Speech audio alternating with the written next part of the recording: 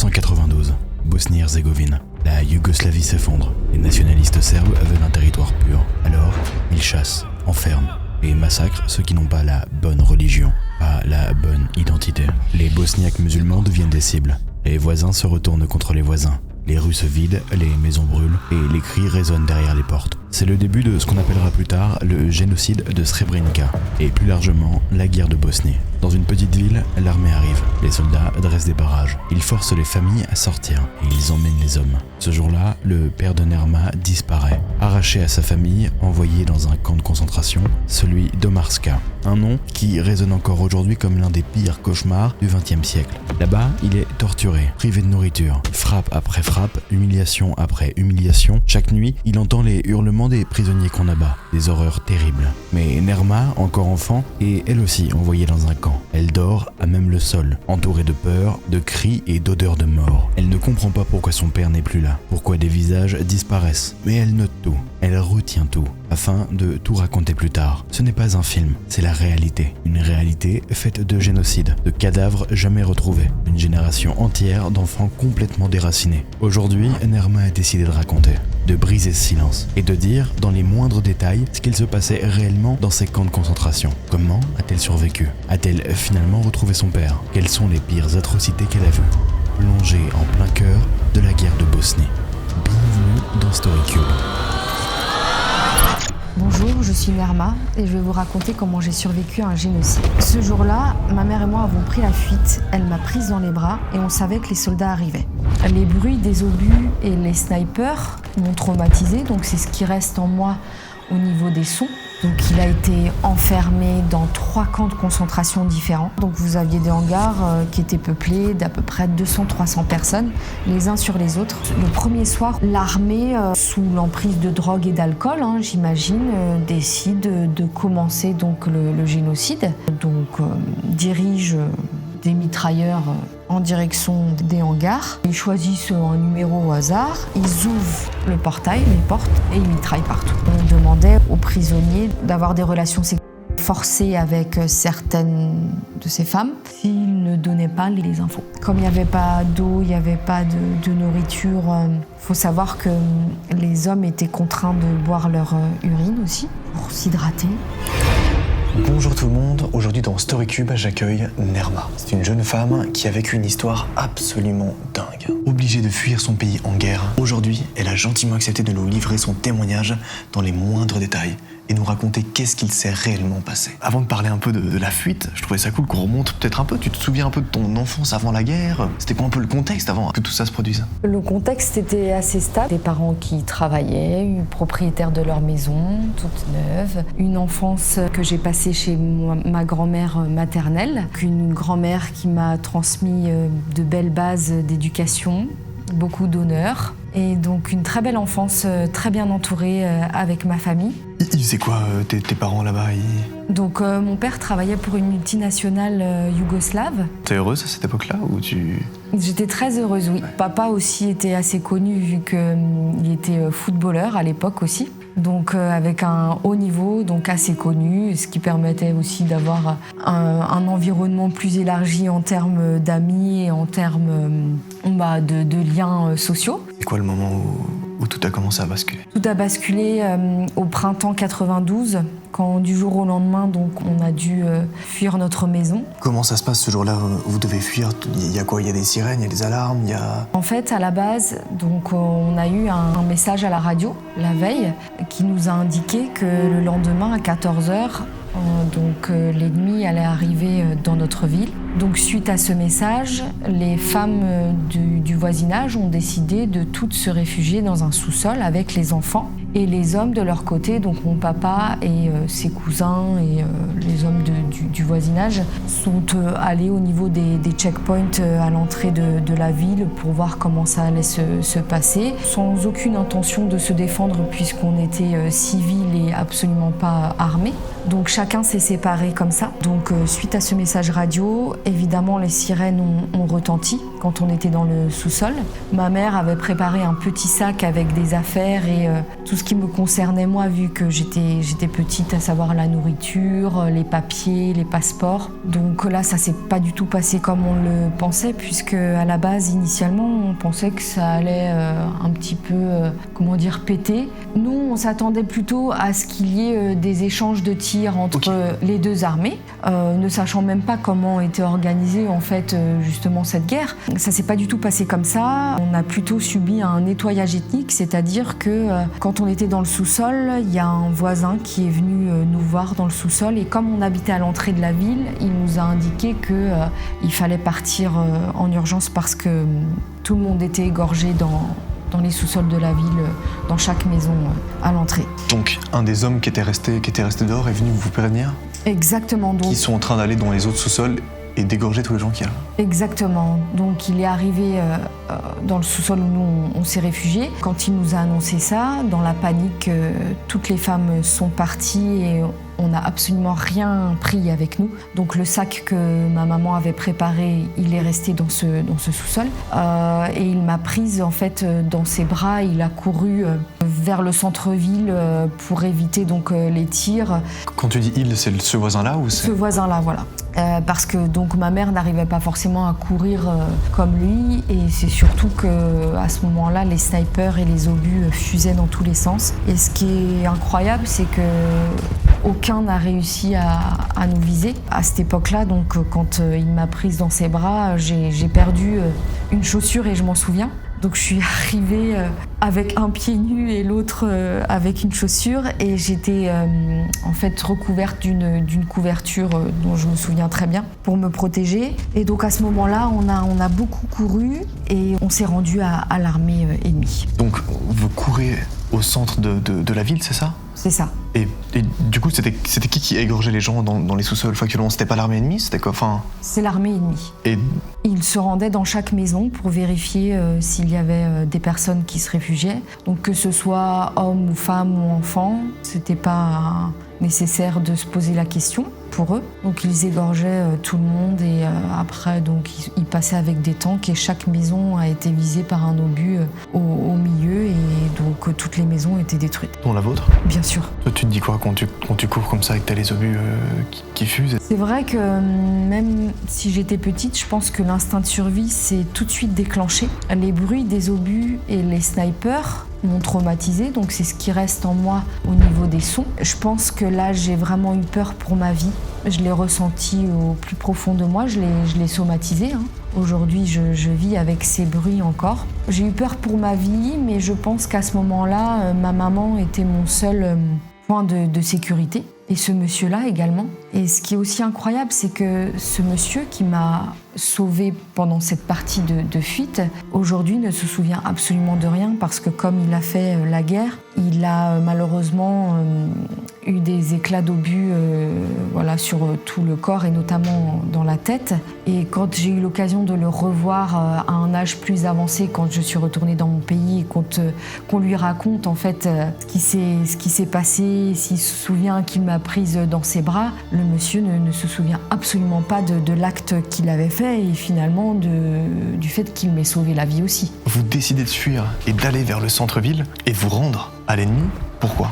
Parce qu'on n'avait pas le choix. C'était organisé de cette façon. C'est-à-dire que quand on s'est rendu, le nettoyage ethnique commençait. À savoir que les femmes, enfants et vieillards étaient séparés des hommes en âge de combattre. Donc sur la droite, on fait 2 groupes. Donc sur la droite, femmes, enfants, vieillards. Et sur la gauche, les hommes. Sachant que de toute façon, sur la route où on a dû se rendre, il y avait déjà des morts. Qu'est-ce qui se passe quand vous vous rendez ? C'est quoi la suite ? Quand on se rend, donc on nous demande si toutefois on a de la famille dans une ville à côté, vu que nous on faisait partie de l'agglomération. Donc là on nous demande si on a de la famille à Prijedor. Donc c'est une ville qui est un peu plus grande. Donc ma maman a sa sœur qui habite à Prijedor, sa sœur, donc ma tante, mon oncle et leurs 2 enfants. Donc à la base, on devait se rendre chez eux pour un certain temps. C'est ce qu'on a fait. Donc on a commencé à vivre avec eux parce qu'il était impossible pour nous de rester dans notre village, puisque le village avait été nettoyé ethniquement. Les hommes partaient donc en camp de concentration et avant d'organiser des convois en camp de réfugiés, on devait se poser donc chez ma tante et mon oncle. Donc ça veut dire qu'à ce moment-là, vous avez eu le temps de faire vos adieux, vous l'avez pas vu partir. Par exemple, le père de famille, qu'est-ce qu'il est devenu? Parce que factuellement, du coup, vous l'avez pas vu. Enfin, il est parti. Tout à fait. Vous savez à ce moment-là ce qui se passe pour lui ou pas forcément? Absolument pas. À partir du moment où il a décidé de rejoindre ses cousins et les hommes du voisinage au checkpoint à l'entrée du village, on n'a absolument plus eu de nouvelles de lui. Donc on ne savait absolument pas comment ça allait se dérouler. On n'a de toute façon pas de nouvelles ni de lui ni de qui que ce soit, sauf évidemment avec mon oncle et ma tante dans la maison. Donc là, c'est vrai que c'est l'inconnu total. Juste avant que vous changez d'endroit, ça ressemble à quoi quand vous vous rendez? Est-ce qu'il y a d'autres personnes avec vous? Des hommes armés en treillis. Ce qui fait qu'aujourd'hui, d'ailleurs, je suis très très traumatisée par les hommes qui sont en tenue, en uniforme, parce que c'est un flash qui reste en tête. Des armes, toutes les armes possibles et imaginables dans les mains. Et ces regroupements d'hommes, de vieillards, d'enfants, les cris, un bazar vraiment... incroyable. C'est vrai que beaucoup d'énergie négative dans ces groupes et déjà des personnes qui essayent de retrouver en fait certains membres de leur famille. Donc nous on part chez ma tante et mon oncle, on y reste quelques semaines et là en fait une rafle a été organisée par l'armée ennemie. Pour ceux qui savent pas, c'est quoi une rafle concrètement? Eh bien vous avez des bus qui viennent chercher les personnes dans les maisons. Okay. Donc comme ils savaient qu'on était de nationalité bosniaque, ils avaient toutes les informations. Donc mon oncle et ma tante n'étaient pas là, les enfants non plus, donc mon cousin et ma cousine. Et maman et moi, on était en plein déjeuner. À ce moment-là, vous avez toujours pas vu votre père? Absolument pas. Aucune nouvelle de papa à partir du jour où il y a eu l'attaque dans mon village. Donc dans la maison, on voit une sorte de camionnette arriver. Et là, donc, on est en plein déjeuner. Ils nous disent qu'on doit monter dans la camionnette et partir. Destination inconnue. Ce qui est triste, c'est que mon oncle et ma tante, qui étaient absents à ce moment-là, quand ils sont rentrés à la maison, ont découvert une table remplie. Voilà, ils ont bien vu qu'on déjeunait, mais on n'est plus là. Donc, la première chose que ma tante a cru, c'est qu'elle pensait qu'on était dans le jardin fusillés. Donc elle a eu un gros choc émotionnel. Pas de nouvelles, aucun contact, et disparu du jour au lendemain. Vous vous dites quoi quand vous voyez les hommes arriver chez vous? Vous dites, vous avez des théories, vous? La peur, le fait d'être au pied du mur, de ne pas avoir le choix, de devoir fuir, et en plus sans donner de nouvelles, fuir seule, donc ma maman avec son enfant. Donc c'est vrai que c'est traumatisant. Qu'est-ce qui se passe après? Donc on a été emmenés dans un camp de réfugiés en Bosnie centrale, un camp où il n'y avait que des femmes, des enfants et des vieillards. On a été installés dans une école élémentaire qui donc n'était plus en activité pendant la guerre. Il ressemble à quoi ce camp quand vous arrivez là-bas? Plein de personnes qui sont installées dans des salles de classe allongées les uns sur les autres, en rang, des affaires partout, des enfants qui crient, des pleurs, assez tristes, assez violents. On ne connaît pas les gens, donc là on va vivre en communauté avec des gens qui sont apeurés, qui ne savent pas pourquoi ils sont là, qui ne connaissent pas leur futur. T'es avec ta mère là-bas, qu'est-ce qu'elle se dit? Est-ce qu'elle comprend ce qui se passe ou... Je pense que personne ne comprend ce qui se passe quand ça lui tombe dessus du jour au lendemain. On n'imagine pas aujourd'hui travailler comme tout le monde, avoir une vie tout à fait stable et demain se faire attaquer et finir dans un camp de réfugiés. Donc ma maman, je pense qu'elle a vraiment fait appel à son instinct de survie, même si c'est quelqu'un qui a peur de l'inconnu comme n'importe qui. Mais je pense que là, le but, c'était de se battre pour sauver nos vies. S'intégrer dans un camp de réfugiés où voilà, on n'a plus le choix, donc on fait avec les moyens du bord, hein, pas d'hygiène, pas de nourriture, aucun acheminement de nourriture puisque de toute façon les frontières sont fermées, on est au début de la guerre, donc les associations internationales ne sont pas encore présentes au sein des camps. Quand tu dis pas de nourriture, c'est-à-dire comment c'est? On a mendié dans la ville où on était, c'est-à-dire qu'on a fait du porte-à-porte pour chercher un quart de pain. C'est quelque chose que je pense ma mère a un peu honte de parler, même si en soi, en temps de guerre, On a des instincts qui sont tout à fait normaux, je pense, donc ça ne peut pas lui être reproché parce qu'elle voulait donner à manger à sa fille et aussi se nourrir. Donc on a mendié parce qu'on est parti sans rien. On n'avait pas d'argent, pas de papier, rien du tout. C'est quoi un peu la taille de ce camp ? C'est un établissement scolaire. Ok. Donc oui, plusieurs salles de classe. Donc tous installés dans chaque salle. Nombre de personnes énorme. Alors il y avait quand même des infirmières et un corps médical basique. C'était quoi un peu cette routine du coup dans ce camp là-bas ? Qu'est-ce que vous faisiez la journée ? C'était quoi un peu comment vous viviez là-bas quoi factuellement ? On vivait dans la peur et dans le fait qu'on ne savait pas ce qui allait se passer pour nous, ne sachant pas en plus que nos maisons étaient détruites, ne sachant pas ce que notre famille devenait. Donc la routine, c'est partir le matin. Il n'y a pas d'hygiène, donc les points d'eau étaient assez rares, donc on faisait comme on pouvait. Ma mère faisait comme elle pouvait, et donc mendier toute la journée, essayer de trouver de la nourriture pour que je puisse manger. Et puis voilà, vivre dans la peur constante de l'inconnu. Il n'y avait pas de routine précise, on attendait que ça se passe. Le destin a fait que le siège social de l'entreprise où elle travaillait se trouvait dans cette ville. Et elle a croisé le PDG de cette entreprise. Comment, je ne sais pas. Elle l'a croisé en ville. Donc là, c'est toujours en étant dans ce fameux camp en Bosnie ou Tout à fait. Ça ? Elle croise le PDG de son entreprise qui lui propose ce jour-là de venir chez lui. Il l'invite à manger, donc avec sa femme, et propose de faire une douche si besoin. Et donc ma mère accepte avec difficulté parce qu'en temps de guerre, on ne sait absolument pas à qui on a affaire. On ne connaît pas les stratagèmes qui sont opérés pour éradiquer une population. Donc elle accepte, mais elle part accompagnée d'une amie qu'elle a rencontrée dans le camp. Les liens se tissent dans cette situation. Donc elle part avec cette amie et en fait... Toi, à ce moment-là, Je suis avec elle. Ok. Je pars avec elle pour manger chez le PDG et sa femme. Donc, ce qui est incroyable, c'est que dans toute cette horreur, il y a eu une lueur d'espoir parce que donc on nous a offert, ce confort de pouvoir manger à notre faim et faire une douche, mais également une belle surprise parce que, en fait, ma maman n'a pas eu son dernier salaire quand on est parti de notre village.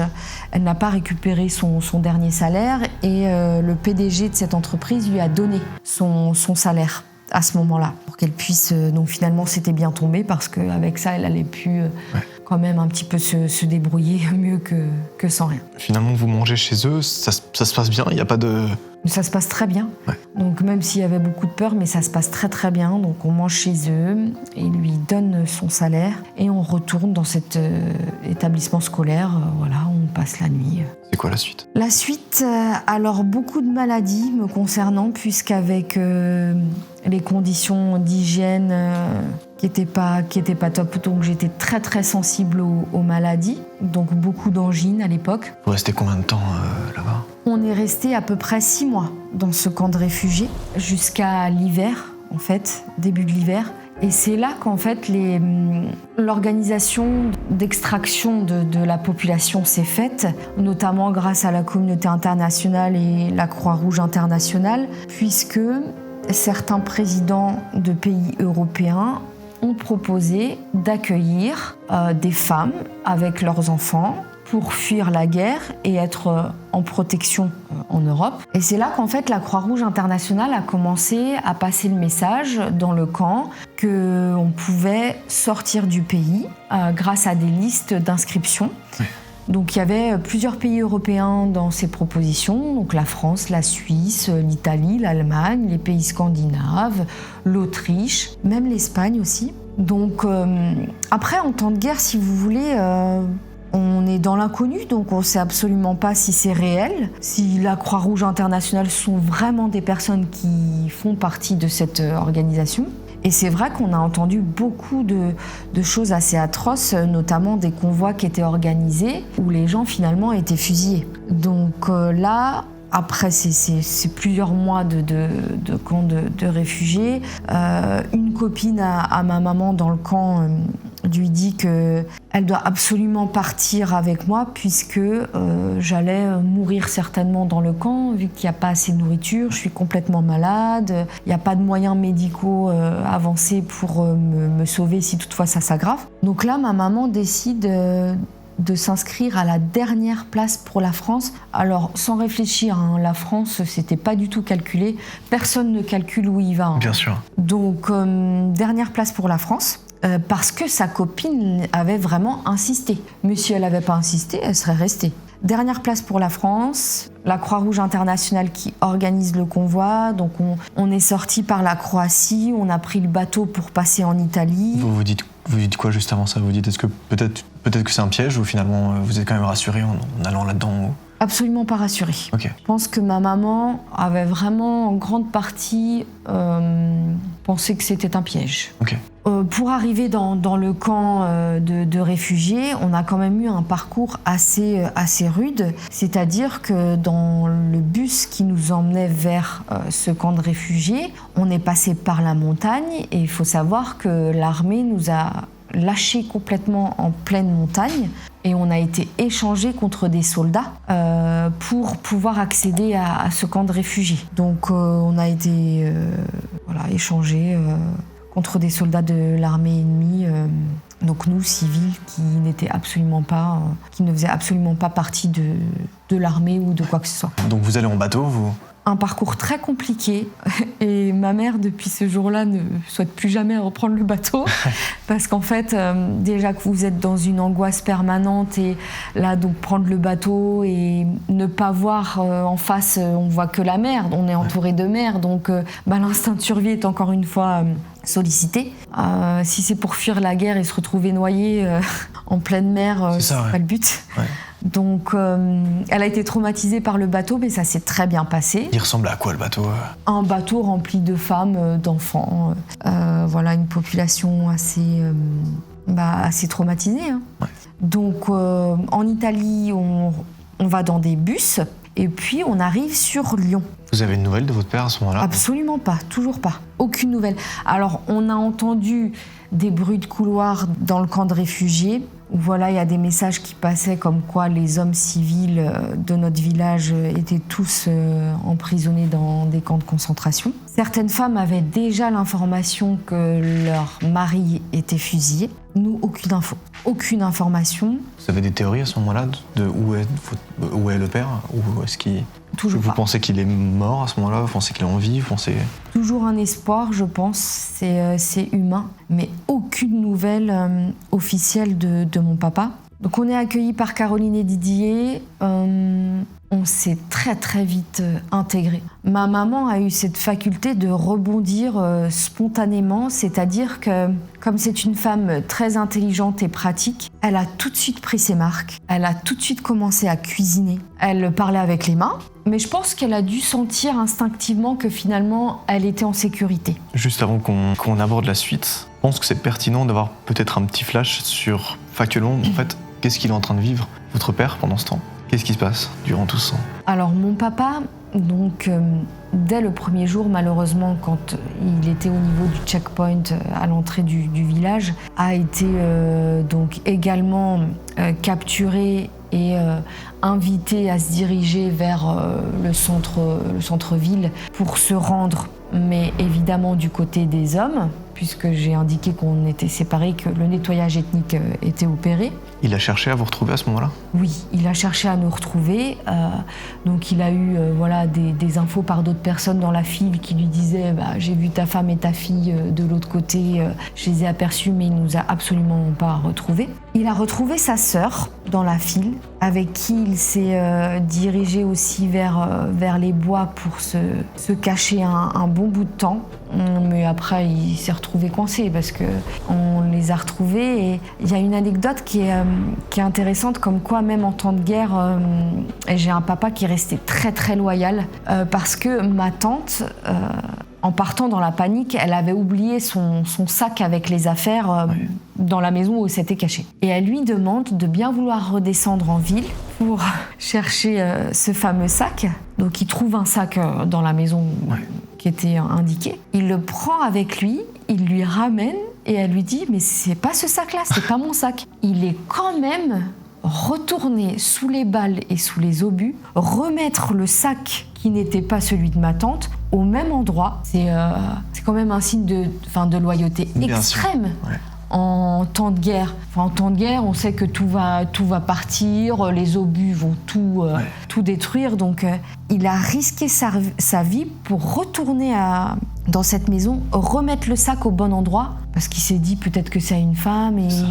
Et ça, honnêtement, j'ai une admiration quand même assez forte par rapport à cet acte. Et donc, mon père a essayé de se cacher un bon bout de temps dans les bois, avec d'autres villageois. Il était caché où ? Dans des maisons, dans une campagne ? Absolument pas, dans les bois. Donc on a quand même un paysage assez montagneux. Ouais. Donc tout le monde s'est dirigé plutôt en hauteur. Instinctivement, les gens se sont dirigés vers les bois, vers la montagne.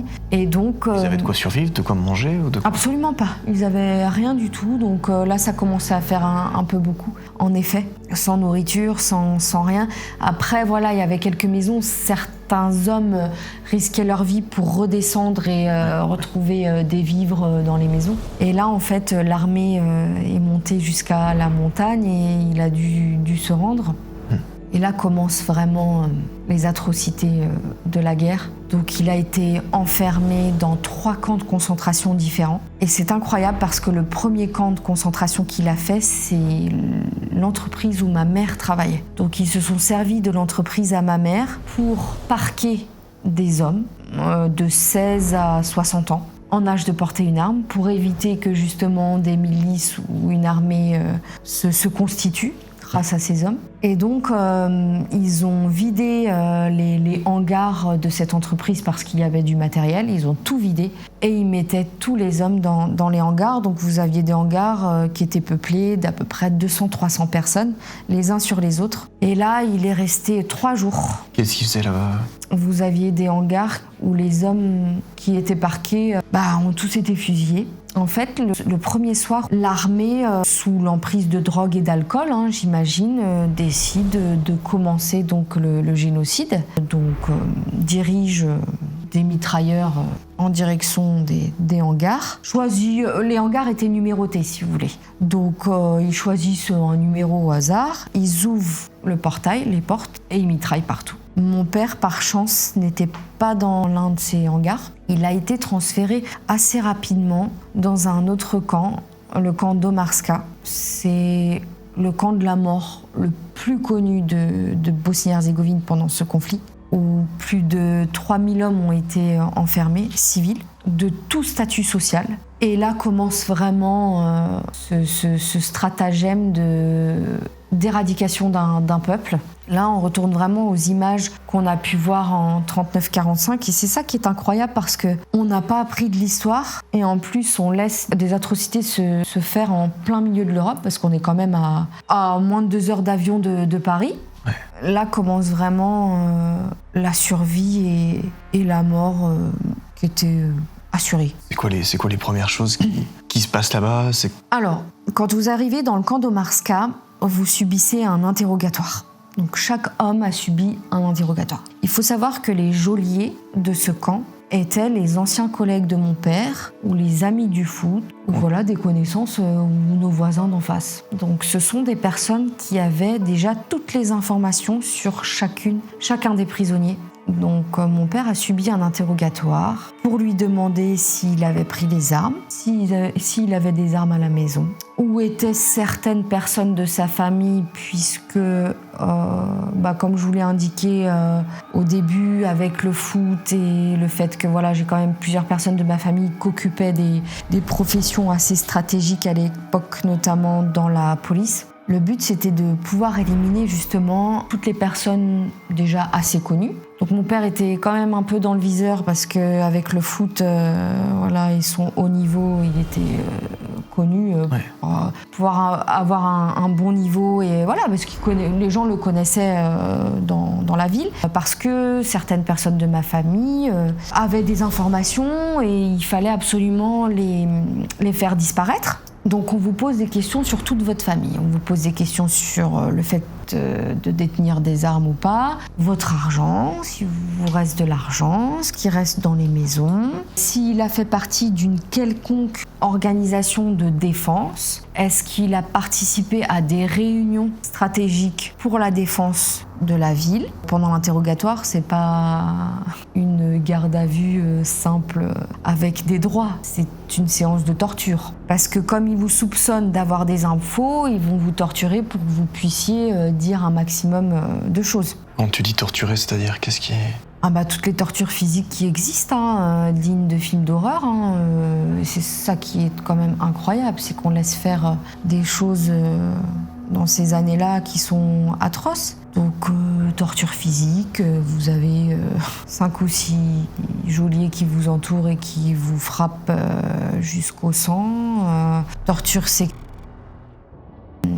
humiliation sexuelle. Voilà, c'est assez difficile d'en parler. Je pense que, de toute façon, mon père n'a pas forcément tout dit dans tous les cas. Il y avait aussi 38 femmes dans ce camp, des femmes politiques, des avocates, des juges, des chefs d'entreprise. Et elles étaient également utilisées lors de ces tortures pour... je pense que de toute façon, c'est une arme de guerre d'utiliser aussi les femmes dans ce genre de situation, notamment forcer les hommes à avoir des relations sexuelles si toutefois ils ne souhaitaient pas parler et donner les infos. Tout ça, ça a été retranscrit dans tous les cas au tribunal pénal international. Donc vous avez vraiment les détails des interrogatoires, vu il y a eu beaucoup de chefs d'inculpation concernant les geôliers de ce camp, qui ont été présentés au tribunal pénal international à La Haye aux Pays-Bas.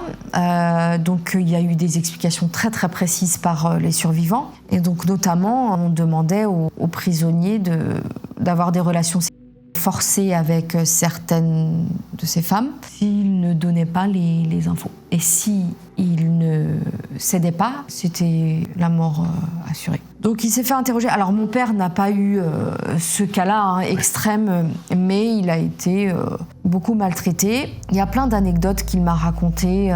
Il a essayé de me préserver, mais je pense que pour cette forme de résistance, il m'a transmis quand même certaines anecdotes. Et c'est vrai que, si vous voulez, le camp d'Omarska, à la base, c'était une entreprise de mines de fer. Et comme à l'époque communiste, les entreprises étaient organisées où vous aviez donc un grand bâtiment avec des hangars où on pouvait stocker le matériel, un étage où vous aviez des bureaux avec des douches, des toilettes pour le personnel, et aussi un autre bâtiment qui servait de self, de cantine, puisque les gens mangeaient sur place. Et en fait, ils ont tout vidé, ils ont mis les prisonniers dans le camp, et si vous voulez, ils mangeaient une fois par jour, et encore si on peut appeler ça un repas. Et c'est vrai que même quand vous mangez, vous avez des geôliers autour de vous qui vous frappent quand vous vous dirigez vers le self. C'était quoi un peu les repas C'était du ragoût, de la bouillie, un bout de pain, et encore s'ils sont gentils. Et mon père m'a raconté qu'une fois, il a essayé de négocier pour avoir un deuxième bout de pain pour que ça puisse lui faire sur plusieurs jours, étaler sur plusieurs jours, ce bout de pain. Et il a négocié avec celui qui distribuait le pain en lui disant quand je ressors du self, est-ce que tu veux bien me jeter le bout de pain ? Je vais essayer de l'attraper, et comme ça je le mets dans ma poche et je pars. Sauf que déjà vous êtes entouré par des geôliers. D'une part, il a même pas réussi à attraper le bout de pain, et en plus il s'est fait entourer. Ils ont commencé à le frapper. Et ce qui est intéressant, c'est que dans ces situations-là, il préférait partir en courant, trouver un moyen de partir entre les deux geôliers, un espace, trouver un moyen pour s'évader du fait, il était encerclé, donc il essayait de trouver un espace de sortie, et il préférait se prendre une balle dans la tête par derrière que de se faire tabasser toute la soirée, toute la nuit, toute la journée. Il trouve cet espace pour sortir de ce guet-apens. Il se fait pas tirer dessus, mais il se dit que de toute façon il se fera rattraper dans pas longtemps, parce qu'ils enregistrent, ils ont des souvenirs de qui enfreint les règles, donc eux, ils passaient leur temps à, de toute façon, régler leurs comptes. Et il faut savoir que beaucoup de geôliers se servaient de la vie avant la guerre pour régler leurs comptes avec certains prisonniers au sein du camp. Notamment, voilà, mon père, ce qui lui faisait peur, c'était par exemple s'il avait eu de l'animosité avec certains joueurs auparavant lors de matchs, il avait peur de retrouver ces joueurs-là au sein du camp, qui étaient devenus geôliers à cette époque-là, et qui règlent leurs comptes avec lui. Donc chacun avait peur de ça. Et c'est vrai que dans cette enceinte, donc j'ai expliqué qu'il y avait donc ce grand bâtiment, le self, mais également une petite maison. Plein pied, avec vraiment toute petite, avec 3-4 chambres, 3-4 pièces, je pense d'une même pas dizaine de mètres carrés chacune. Ouais. Et cette maison-là, sur les chefs d'inculpation et selon les témoignages aussi des survivants, est identifiée comme la maison de la mort. On l'a appelée la Maison Blanche, parce que la façade était blanche. Et quand mon père et ses amis étaient dans les hangars et que, si vous voulez, le soir, un geôlier arrive, il ouvre la porte et il dit « il appelle telle et telle personne, direction la Maison Blanche », vous étiez sûr que vous n'alliez pas revenir. Il y avait quoi dans cette maison ? Il y avait les pires tortures. Et c'est là que, justement, on a perdu plusieurs membres de notre famille. Moi, on m'a montré précisément l'endroit où ils ont été tués dans cette maison. On commémore tous les ans la libération de ce camp en août de chaque année, et j'ai l'occasion donc d'y retourner. Je pense que les âmes sont restées dans cette maison. Ouais. C'est-à-dire qu'on le sent, qu'il s'est passé des choses atroces, et là vous aviez les pires tortures, les tortures sexuelles, mutilation sexuelle, toutes les tortures physiques de films d'horreur. Et mon père a eu l'occasion d'être appelé une fois pour y aller, mais pas pour se faire interroger ou se faire torturer, mais pour aller chercher quelqu'un de sa famille qui s'était fait, qui était raide mort en fait. Il n'y avait plus rien de lui, donc... Et il avait peur parce que quand on lui a dit direction Maison Blanche, il s'est dit ça y est, pour moi c'est fini, mais en fait non. Il y a 2 personnes qui ont été appelées, dont mon père, et c'était pour aller chercher le gars qui était par terre. Donc ils sont allés le chercher, ils l'ont ramené dans le hangar, et vous aviez des médecins qui étaient présents dans ces hangars-là, et sans moyen quelconque, ils trouvaient des systèmes pour faire des points de suture. Ils utilisaient les cheveux pour faire des points de suture aux hommes. Et il y a une personne qui m'avait raconté aussi son témoignage, un voisin à nous qui fait partie de notre famille éloignée, mais lui, ils l'ont tellement torturé que quand il est revenu dans le hangar, tout le monde s'est dit, comme la plupart des hommes qui étaient torturés, succombaient à leurs blessures et mouraient dans les hangars. Tout le monde pensait que lui, il n'allait jamais s'en sortir, et en fait, ils ont eu l'idée de l'envelopper avec de la peau de bœuf, je crois. Alors, où est-ce qu'ils l'ont trouvé ? J'en ai aucune idée. Mais apparemment, la chair ou la peau de bœuf ou d'un animal, en tout cas, permettait de cicatriser plus rapidement les blessures. Et il faut quand même... On est un peuple débrouillard, là. Quand on voit des stratagèmes comme ça, on se dit, mais qui a eu l'idée de trouver cette solution ? Il y a plein d'anecdotes comme ça. Tout était utilisé pour sauver les gens et cicatriser les blessures. Alors après, les atrocités de jour en jour étaient... Comme il n'y avait pas d'eau, il n'y avait pas de nourriture. Faut savoir que les hommes étaient contraints de boire leur urine aussi, pour s'hydrater. Et ils étaient difficilement autorisés à aller faire leurs besoins. De toute façon, ils ne mangent pas forcément, donc il n'y a pas grand-chose à... Il fallait demander l'autorisation pour aller aux toilettes. Même quand on demandait l'autorisation, ils étaient maltraités le long de leur route vers les toilettes. Et mon papa, lui, comme il n'y avait plus de place dans les hangars, il s'est construit une petite planche, en fait. Il a trouvé une planche et il s'est mis là. C'était une planche d'1 mètre ou 1,20 m, un grand max, et sachant que lui, il est grand en plus. Et en fait, avec un autre prisonnier, ils se sont positionnés sur cette planche comme des siamois. Donc dès qu'un bougeait, l'autre il bougeait avec lui. Et ils interchangeaient leur place sur la planche. Et Et voilà, il y a plein de choses qui s'opèrent dans le camp. Alors ça commence, il y a du marché noir. Voilà, certains ont accès à des cigarettes.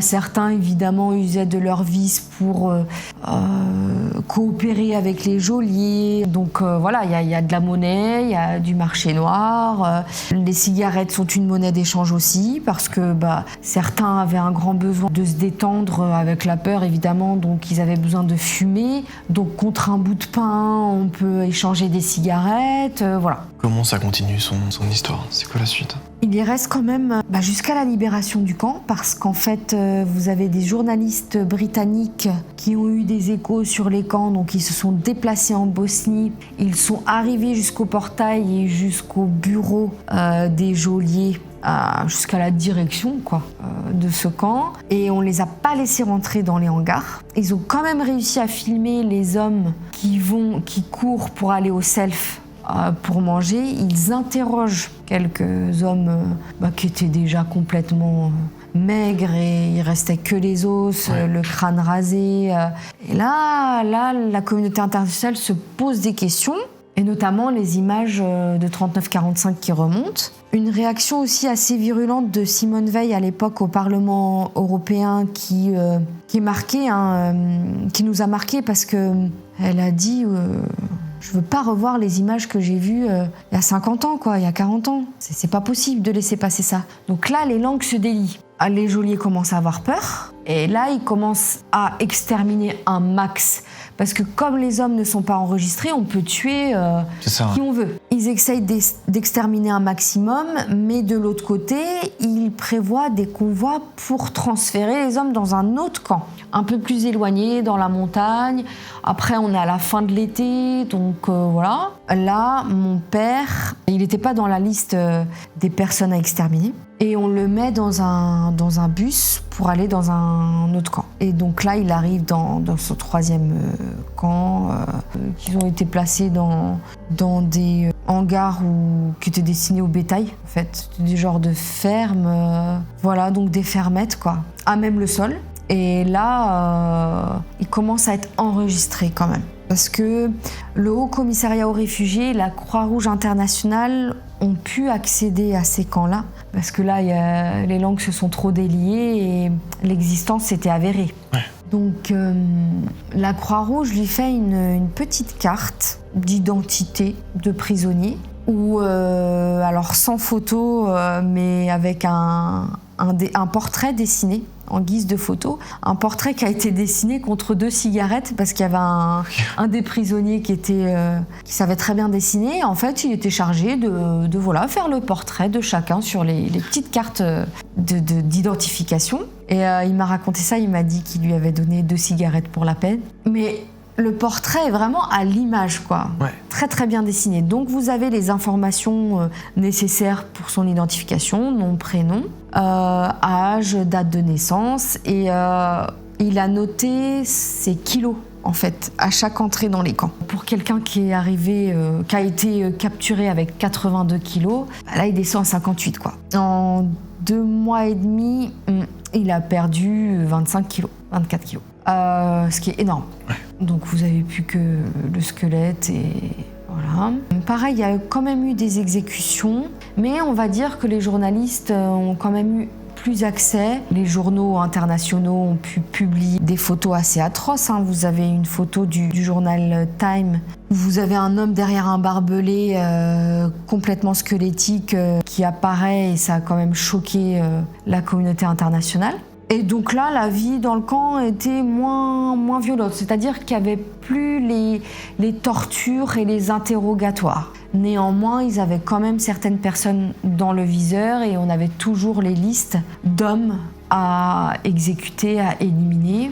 Mais au fil du temps, la nourriture était acheminée, la Croix-Rouge internationale arrivait à ramener des vêtements parce que l'hiver approchait, il fallait que les hommes sont partis en vêtements d'été, ils n'avaient rien sur eux. Certains avaient réussi à travailler dans des ateliers, ils avaient récupéré des radios, donc discrètement ils écoutaient les informations concernant notre pays et par rapport à une éventuelle organisation pour pouvoir fermer les camps et emmener les hommes sortir les hommes en terrain libre. Comment ça finit par se résoudre?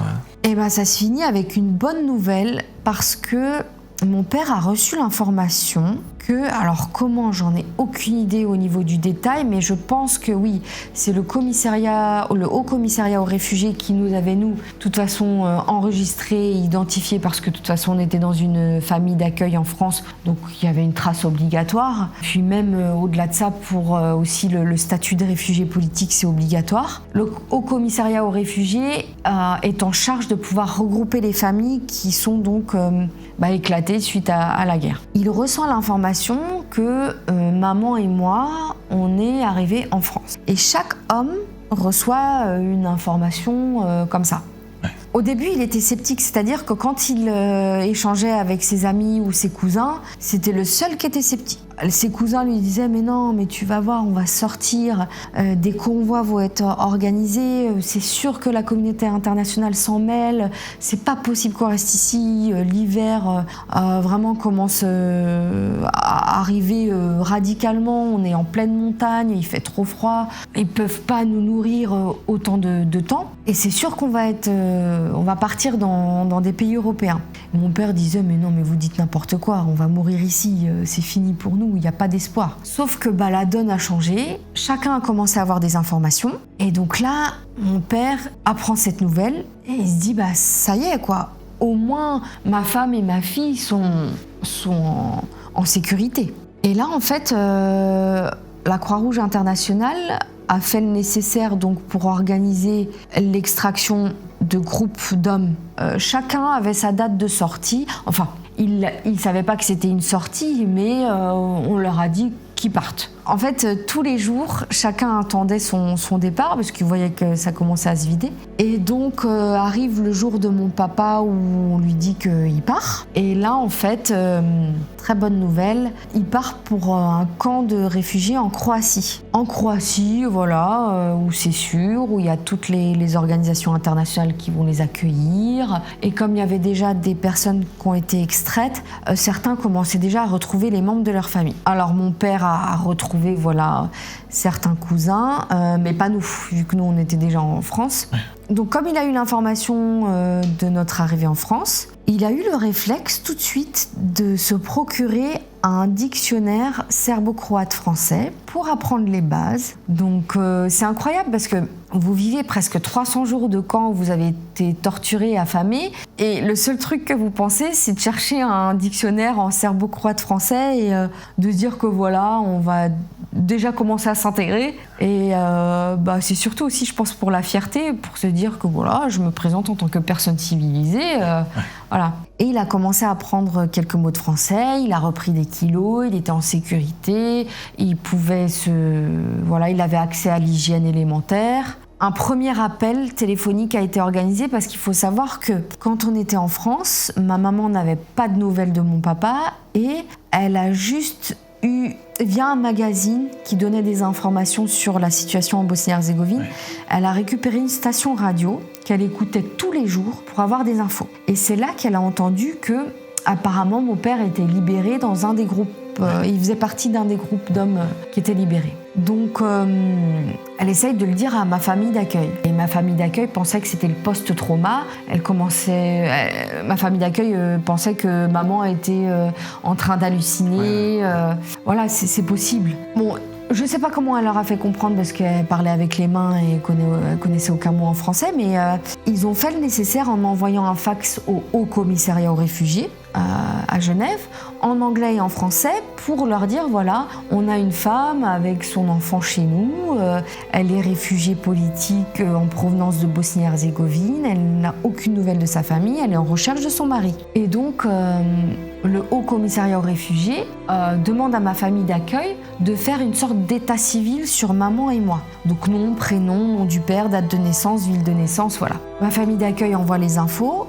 Et là, on reçoit une information cruciale qui nous dit que mon papa est bien vivant, tout va bien, qu'il est en territoire libre, en Croatie, et que, logiquement, un avion va être affrété pour qu'il puisse nous rejoindre en France. Là, c'est l'euphorie, là, c'est incroyable. Comment vous vous retrouvez ensuite Comment ça se passe les retrouvailles factuellement quand il arrive Alors, les premières retrouvailles donc téléphoniques, il y a eu un appel téléphonique qui a été organisé avec donc ma famille d'accueil et mon papa, puisque chacun avait le droit, avait des cabines téléphoniques à l'époque où mon père était réfugié, pour avoir des nouvelles de la famille, pouvoir passer des appels. Et là, ce qui est marrant, c'est que quand on a eu papa au téléphone, donc c'est Caroline et Didier qui parlent, et lui, les premières choses qu'il dit, c'est « Bonjour, je m'appelle Chefik, et merci ».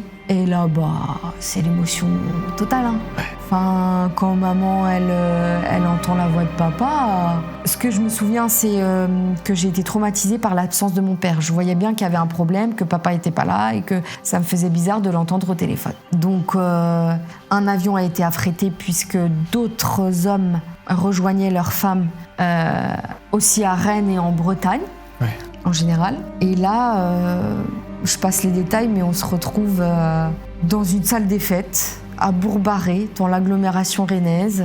Et ce qui est bien, c'est que Caroline et Didier ont tout immortalisé via le caméscope. Et là, la communication non verbale, c'est quelque chose qui permet de voir que, en ce qui me concerne, l'absence du père s'est ressentie. Parce que dans les vidéos, je suis accrochée à mon papa. Non mais je le lâche pas.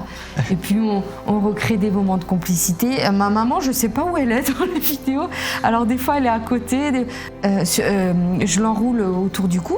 Et là, on crée des moments de complicité, on voit les sourires. Alors papa, voilà, il est épuisé, il est affaibli, il a repris des kilos, il a retrouvé sa petite coupe parce que on lui a rasé la tête plusieurs fois dans les camps. Mais visage illuminé, retrouvailles très, voilà, c'est intense en émotion quand vous voyez pas votre papa et du jour au lendemain on vous dit qu'il est là et que vous le retrouvez en chair et en os. Rien que d'en parler aussi, c'est dur. T'as traduit un livre, si je dis pas de bêtises, ou écrit un livre Le livre que j'ai pris l'initiative de traduire, c'est un livre qui a été écrit par un des meilleurs amis à mon papa, qui était présent dans tous les camps avec mon papa, qui a expliqué dans ce livre la vie avant la guerre et donc le jour de l'attaque jusqu'à son dernier jour à la libération, donc dans le dernier camp et sa sortie en Croatie avec mon papa. Un livre dans lequel nous sommes mentionnés, maman, papa et moi-même. Cette initiative, alors déjà, ce que je dis souvent, c'est que pour savoir où on va, il faut savoir d'où on vient. Et il y a une autre expression que j'aime beaucoup, c'est une expression bosniaque qui dit que l'idiot regarde et le sage écrit. Donc pour moi, ce livre, c'est une forme de résistance. Pour préserver la mémoire, parce que je suis convaincue qu'il est nécessaire de préserver le devoir de mémoire afin d'éduquer les prochaines générations et parce que l'histoire se répète. C'est une forme de résistance. Je souhaite que mes enfants sachent que leurs grands-parents ont vécu, ce que leur maman a vécu, parce que malheureusement, les traumatismes se transmettent. Pour moi, ce livre, c'était une forme de guérison. C'est-à-dire que de poser les mots en français afin aussi de partager l'histoire, afin de mettre au courant aussi la population française, parce que les gens n'arrivent pas aussi à identifier sur la carte déjà la Bosnie-Herzégovine. On est européens, ça s'est passé sur le sol européen. Il est nécessaire de transmettre l'histoire. La traduction était très très dure pour moi, c'était un cauchemar. Je ne dormais plus. Honnêtement, je ne dormais plus parce que j'ai pris connaissance précisément de ce que mon papa a vécu, même s'il m'avait raconté certaines anecdotes. Mais là, on est dans le vif de la guerre, dans une autobiographie authentique. C'était nécessaire pour moi dans ce parcours de guérison parce que vous avez la guerre qui est violente, mais vous avez l'après-guerre aussi. Vous avez tout ce chemin d'intégration qui est important.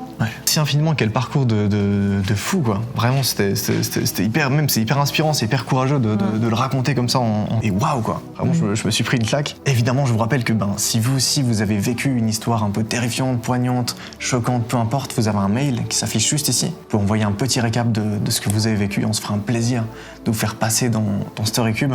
Nerma, merci encore. C'est la fin de cette vidéo. Bye.